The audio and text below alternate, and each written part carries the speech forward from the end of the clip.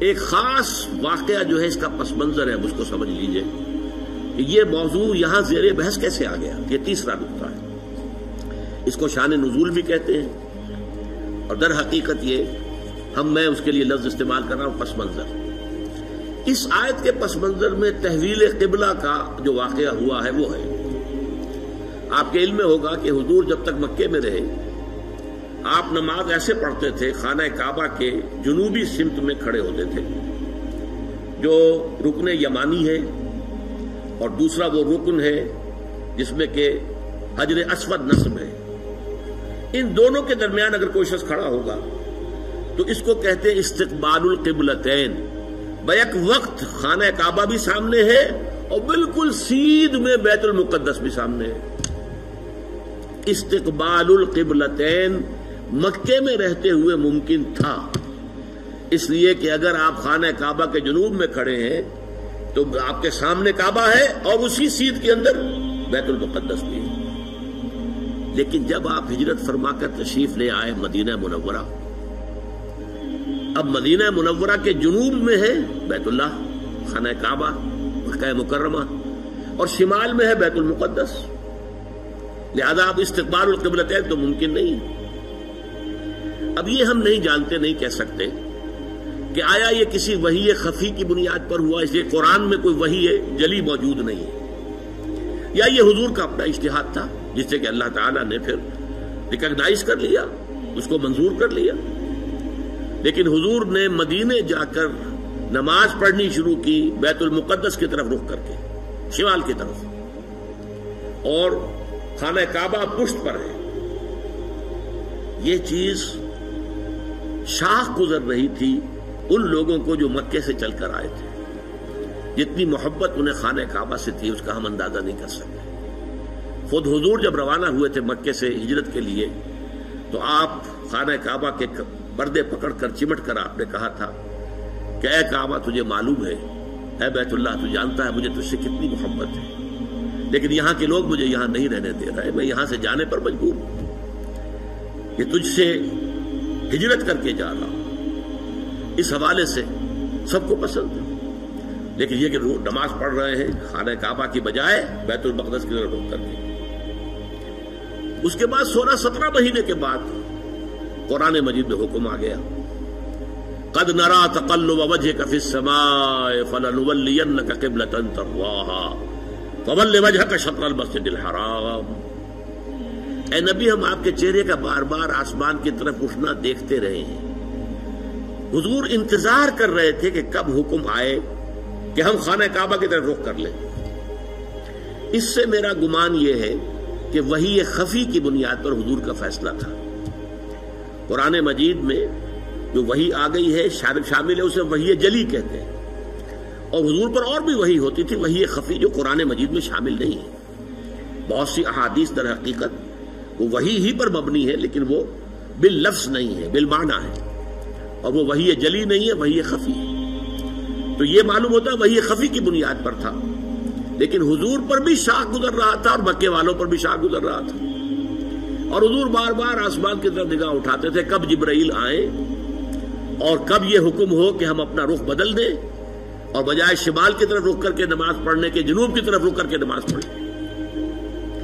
تو اللہ فرماتا ہے قد نرى تقلب وجهك في السماء فلنولينك قبلة ترضاها۔ اے نبی، ہم دیکھتے رہے ہیں آپ کے چہرے کا آسمان کی طرف بار بار اٹھنا، تو لیجئے ہم بدل دیتے ہیں، آپ کا چہرہ کر دیتے ہیں رخ اسی طرف جو آپ کو پسند ہے۔ فول وجهك شطر المسجد الحرام، تو اب اپنا رخ پھیر دیجئے مسجد حرام کی طرف۔ فیصلہ حکم آ گیا۔ اب یہاں نوٹ کیجئے، یہاں وہ جو مذہبی ایک خاص ذہنیت تھی جس کا میں نے پہلے ذکر کیا تھا، جن کے نزدیک ظواہر کی بہت اہمیت ہے، ہر عمل کا ایک تو ہے باطن، اس کی روح، ایک اس کا ظاہر ہے، لیکن عام طور پر جو کٹر قسم کے اور جو زیادہ سمجھدار لوگ نہیں ہوتے، ان کے اندر زیادہ اہمیت جو ہے وہ ظواہر کی ہو جاتی ہے، باطن کی طرف توجہ نہیں ہوتی، روح کی طرف جو ہے توجہ نہیں ہوتی۔ تو کچھ نہ کچھ مسلمانوں میں بھی ایسے حضرات تھے، لیکن اس سے بڑھ کر یہودیوں نے ایک طوفان اٹھا دیا۔ پہلے تو یہودی خوش تھے انہیں یہ احساس ہوا کہ محمد تو ہمارے کیمپ فالوور ہیں. جب ہمارے قبلے کی طرف رخ کر کے انہوں نے نماز پڑھنی شروع کی ہے، اس کا مطلب ہے کہ ہی از فالوئنگ اس، تو ہمارے پیروکار ہو گئے، تو جھگڑا کا ہے. لیکن اب جب آ گیا یہ کہ اپنا رخ بدل دیجئے، اب پیٹھ ہو گئی بیت المقدس کی طرف اور رخ ہو گیا خانہ کعبہ کی طرف، تو ان کے کان کھڑے ہوئے کہ یہ تو کوئی مسئلہ جو ہے کچھ اور ہے. ایک نئی امت کی تشکیل ہو رہی ہے اور ایک نئی بالکل شریعت آ رہی ہے، نئی امت جو ہے وہ وجود میں آ رہی ہے. انہوں نے اس کو ایک مسئلہ بنا لیا، پروپیگنڈے کا طوفان کھڑا کر دیا. یہ کیسے نبی ہیں جن کا قبلہ ہی معین نہیں ہے؟ 16 مہینے ادھر رخ کر کے نماز پڑھی. اگر ادھر کا قبلہ تھا تو وہ غلط تھا، تو 16 مہینے کی نمازیں زیرو ہو گئی. اور اگر وہی صحیح قبلہ تھا تو اب جو نمازیں پڑھ رہے ہیں وہ زیرو ہو گئی. قبلہ تو اپنی جگہ سے نہیں ہل سکتا، قبلہ تو ایک ہی ہوتا ہے. ان کا قبلہ ہی معین نہیں ہے. 16 مہینے ادھر رخ کر کے نماز پڑھی، اب ادھر رخ کر لیا. اور جیسا کہ میں نے عرض کیا، مسلمانوں میں بھی ایسے سادہ لوگ، سادہ مزاج لوگ تھے، وہ ان کے اس پروپیگنڈے سے بہت متاثر ہوئے. لہذا ایک خلش، ایک بے چینی، اگرچہ ظاہر بات ہے کہ حضور نے وحی سنائی ہے، اللہ کا حکم آیا ہے فَوَلِّ وَجْهَكَ شَطْرَ الْمَسْجِدِ الْحَرَامِ وَحَيْثُ مَا كُنتُمْ فَوَلُّوا وُجُوهَكُمْ شَطْرَهُ. نہ صرف یہ کہ اب فوراً اپنا رخ جو ہے مسجد حرام کی طرف کر دو، چنانچہ آپ کے علم میں ہوگا جو لوگ وہاں گئے ہیں، وہاں مدینے میں ایک مسجد ہے، مسجد القبلتین. حضور ایک خاص قبیلے میں گئے ہوئے تھے، ظہر کی نماز کا وقت وہاں آ گیا، وہاں کوئی دعوت طعام تھی، ظہر کا وقت آ گیا تو کھڑے ہو گئے نماز پڑھنے کے لیے، صحابہ پیچھے کھڑے ہیں. اسی دوران میں، نماز کے دوران یہ آیات نازل ہوئی. حضور نے وہی قبلہ بدلا اپنا، فَوَلِّ وَجْهَكَ شَطْرَ الْمَسْجِدِ الْحَرَامِ. اب حکم الہی آنے کے بعد تو تاخیر 1 منٹ کی بھی جائز نہیں، تو فوراً آپ نے رخ بدل لیا اور تمام نمازیوں نے بھی رخ بدل لیا. اس لیے اس مسجد میں 2 طرف محرابیں بنی ہوئی ہیں. ایک محراب جو ہے وہ شمال کی طرف ہے، بیت المقدس کی طرف، اور ایک محراب ہے مکے کی طرف، جنوب کی جانب. اسی لیے اس کو کہتے ہیں مسجد القبلتین، 2 قبلوں والی مسجد. لیکن یہاں حکم یہ بھی ہے وَأَيْنَمَا تَكُونُوا فَوَجُّوا، جہاں کہیں بھی تم ہو، فَوَلُّوا وُجُوهَكُمْ شَطْرَهُ، اے مسلمانوں جہاں کہیں بھی ہو اپنا رخ مسجد حرام کی طرف کرو. اب ظاہر بات ہے کہ اس پر جب عمل ہو گیا تو صحابہ نے عمل تو کیا، دل میں کچھ دغدغہ رہا، کچھ پریشانی رہی. خاص طور پر یہ بات کہ اگر اصل قبلہ یہ تھا اور یہ ہے جو آج ہو گیا ہے، تو پھر ہماری نمازوں کا کیا بنے گا؟ ہماری نمازیں 16 مہینے کی ضائع ہو گئی، غلط قبلے کی طرف پڑھی گئی. اسی لیے اسی مقام پر کہا گیا ہے وَمَا كَانَ اللَّهُ لِيُضِيعَ إِيمَانَكُمْ، نہیں اس وسوسے کو قریب نہ آنے دو. نماز تو عین ایمان ہے، نماز ضائع ہو گئی تو ایمان ضائع ہو گیا نہیں. اس وقت حکم وہ تھا، اس پر عمل کرنا تقاضا تھا دین کا. اب حکم یہ ہے، اب اس پر عمل کرنا تقاضا ہے دین کا. نہ وہ غلط تھا نہ یہ غلط ہے. تم کسی سمت سے نہ بندھ جاؤ، تم ظاہر کے ساتھ زیادہ جو ہے اپنے آپ کو وابستہ نہ کر لو. نماز کی اصل روح، دین کی اصل روح تو کیا ہے؟ اللہ پر ایمان، اللہ کا یقین، رسول کی اطاعت، رسول کا فرمان. پہلے وہ تھا تو اللہ تعالیٰ نے مکے والوں کا امتحان لے لیا تھا کہ آیا وہ اپنی آبائی، اس لیے کہ مکہ جو ہے اور بیت اللہ جو ہے وہ تو ان کا سمجھیے کہ قومی شعار کے درجے کے اندر رکھنے والی چیز تھی، قومی شعائر میں سے. اب اس کی طرف پشت کرنا سب پر بھاری گزرا. لیکن یہ کہ وہ رسول کے ساتھ چونکہ پورے بدھے ہوئے تھے تو جو حکم رسول کا وہ انہوں نے قبول کیا. اور اب ان لوگوں کے لیے امتحان آ گیا جو مدینے میں رہتے تھے اور یہود کے زیر اثر تھے، اور اس کی وجہ سے بیت المقدس کا مقام ان کی نگاہوں میں بہت اونچا تھا. اب اس کی طرف پیٹ کرنی پڑ رہی ہے، تو ان کے ایمان کا جو ہے وہ اللہ تعالیٰ نے امتحان لے لیا، اور تمام صحابہ جو ہیں دونوں امتحانوں میں ثابت قدم اور کامیاب ہوئے. اب لیکن اس خلش کو مٹانے کے لیے دیکھیے عجیب ہے یہ بات. یہ مسئلہ آج ہمیں معلوم ہوتا ہے کہ بڑا ہی چھوٹا سا مسئلہ ہے. جب یہ مسئلہ آیا تھا تو یہ چھوٹا نہیں تھا، بہت بڑا مسئلہ تھا، بہت بڑا مسئلہ تھا. خاص طور پر وہ جو ایک ذہنیت ہے کہ جو دین کے اعمال ہیں ان کی روح کی بجائے ساری نگاہ جو ہے وہ اس کے ظاہر سے وابستہ ہو جاتی ہے، اس کے لیے یہ معاملہ بہت کٹھن تھا. یہی وجہ ہے اس قرآن مجید میں آپ کے علم میں ہوگا پورے 2 رکوع ہے تحویل قبلہ کے اوپر. حالانکہ آج ہمارے نزدیک کوئی بڑا مسئلہ نہیں تھا، لیکن یہ کہ وہاں اس وقت ڈی فیکٹو جو اس وقت کی سچویشن تھی اس میں اس کی اتنی اہمیت تھی، دلوں پہ جو کیفیت گزر رہی تھی اس کا جو ہے صحیح طور سے اس کا علاج اور اس کا معالجہ اور مداوع ضروری تھا۔ دو رکوع جو ہے، رکوع 17واں اور 18واں دوسرے پارہ سیقول کے پہلے دو رکوع خاص اسی پر ہے، جس تکرار کے ساتھ فولوا وجوہکم شطرہ، فولوا وجوہکم شطرہ، اس سے دو رکوع پہلے ایک بات کہی گئی، یہ آپ کو ملے گا 14ویں رکوع کے اندر، وَلِلَّهِ الْمَشْرِقُ وَالْمَغْرِبُ فَأَيْنَمَا تُوَلُّوا فَثَمَّ وَجْهُ اللَّهِ۔ دیکھو لوگوں، مشرق اور مغرب سب اللہ کے ہیں، تم جدھر بھی رخ کرتے ہو وہ اللہ کا رخ ہے۔ اللہ کسی رخ میں محدود نہیں ہے۔ کیا مغرب صرف اللہ کا رخ ہے، مشرق نہیں ہے؟ آج آپ کو معلوم ہے کہ ہم پڑھتے ہیں مغرب کی طرف، اور امریکہ والے یا افریقہ والے وہ مشرق کی طرف نماز رخ کرتے پڑھتے ہیں۔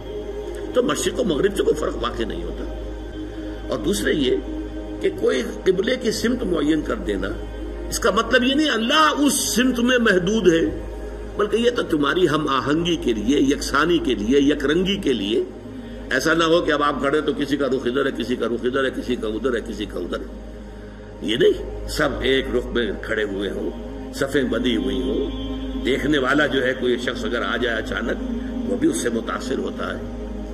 ایک فرانسیسی سیاح صرف اس منظر کو دیکھ کر ایمان لے آیا تھا۔ وہ آیا تھا مصر سیاحت کے لیے، اور وہ جو بہت بڑا وہاں کا دارالعلوم ہے جامع الازہر، اس کی جو جامع مسجد ہے اس کے وہ مینار پر چڑھ گیا، عصر کا وقت تھا، مینار کے اوپر سے اس نے منظر دیکھا، صحن میں عصر کی جماعت ہو رہی تھی۔ اب ایک امام کے پیچھے کھڑے ہیں، سیدھی سیدھی صفیں بندھی ہوئی ہیں، ایک امام کا کوشن ہے اور وہ جھک رہے ہیں، اور اسی طرف سے کوشن آئی ہے وہ کھڑے ہو گئے ہیں۔ ایک منظر ایسا اس کے دل کے اوپر اس نے اثر کیا، وہ ایمان لے آیا کہ جس مذہب کی عبادت اتنی منظم، اس کے اندر یہ رنگ ہے، گویا کہ ملٹری پریڈ ہو رہی ہے، اس طرح کا انداز عبادت کا، ایک تو کلیکٹیو، انفرادی نہیں، اجتماعیت کی اہمیت، اور پھر اس کے اندر وہ رنگ اور یکسانی، ہم رنگی دیکھ کر۔ تو اس طریقے سے تمہارے اندر یک رنگی پیدا کرنے کے لیے ایک رخ معین کر دیا۔ اس کا یہ مطلب نہیں اللہ اسی رخ میں ہے، للہ المشرق والمغرب، مشرق و مغرب سب اللہ کے لیے ہے۔ فَأَيْنَمَا تُوَلُّوا فَثَمَّ وَجْهُ اللَّهِ، جدھر بھی تم رخ کرو اللہ کا رخ ہے، شمال بھی اللہ کا، جنوب بھی اللہ کا، مشرق بھی اللہ کا، مغرب بھی اللہ کا۔ اللہ تعالیٰ کسی رخ میں جو ہے محدود نہیں ہے، اس کو خوب کہا ہے غالب نے، ہے پرے سرحد ادراک سے اپنا مسجود۔ قبلے کو اہل نظر قبلہ نما کہتے ہیں، یعنی ہم جسے سجدہ کر رہے ہیں کعبے کو سجدہ نہیں کرتے ہم، چاہے وہ لوگ جو مسجد حرام میں کھڑے ہو کر وہ وہاں پر صفیں باندھے ہوئے کعبے کے گرد کھڑے ہوئے ہیں، مسجود کعبہ نہیں ہے، معاذ اللہ، مسجود صرف اللہ ہے۔ اس لیے ہے پرے سرحد ادراک سے اپنا مسجود۔ مسجود ہمارا جو ہے وہ تو ادراک، ہمارے عقل اور فہم اور ہمارے تخیل اور تصور سے وراء الورا ثم وراء الورا ثم وراء الورا، ہے پرے سرحد ادراک سے اپنا مسجود۔ قبلے کو اہل نظر قبلہ نما کہتے ہیں، یہ قبلہ نما ہے، اصل میں یہ ایک ڈائریکشن ہے جو معین کر دی گئی، بس یہ ہے، اس سے زیادہ اس کی اہمیت نہ سمجھو۔ یہ بات کہہ کر پھر دو رکوعوں کے بعد وہ پورے دو رکوع آئے جس میں کہ یہ حکم تحویل قبلہ کا حکم آ گیا۔ سَيَقُولُ السُّفَهَاءُ مَا وَلَّاهُمْ مَنْ قِبْلَتِهِمُ الَّتِي كَانُوا عَلَيْهَا، اب عنقریب بہت سے ناسمجھ لوگ کہیں گے کس شے نے ان کا رخ پھیر دیا اس قبلے سے جس پر یہ رہے ہیں 16 مہینے۔ قُلْ لِلَّهِ الْمَشْرِقُ وَالْمَغْرِبُ، کہہ دیجئے اللہ کے ہیں مشرق اور مغرب سب کے سب، تمام ڈائریکشنز، تمام سمتیں اللہ کی۔ اب دیکھیے اس کے بعد دو رکوع میں تحویل قبلہ کے احکام لانے کے بعد پھر دو رکوعوں کے بعد 19-20 نکال دیجئے، پھر 21ویں رکوع کی یہ پہلی آیت ہے۔ گویا کہ یوں سمجھیے کہ یہ جیسے میرا دھڑ ہے، دو رکوع 17-18 یہ تو میرے دھڑ کے مانند ہے کہ دو رکوع مکمل ہے تحویل قبلہ کے حکم پر، لیکن دو رکوع پہلے بھی ایک آیت آ گئی، للہ المشرق والمغرب فَأَيْنَمَا تُوَلُّوا فَثَمَّ وَجْهُ اللَّهِ۔ اس کے بعد بھی اگر کوئی خلش رہ گئی، کوئی دل کے اندر جو بے اطمینانی رہ گئی، ہوں گے کچھ لوگ، اب اس کے لیے آخری جس کو کہیں گے موپنگ اپ آپریشن، 2 رکوعوں کے بعد لیس البر ان تولوا وجوہکم قبل المشرق والمغرب، نیکی یہی نہیں ہے کہ تم اپنے چہرے مشرق و مغرب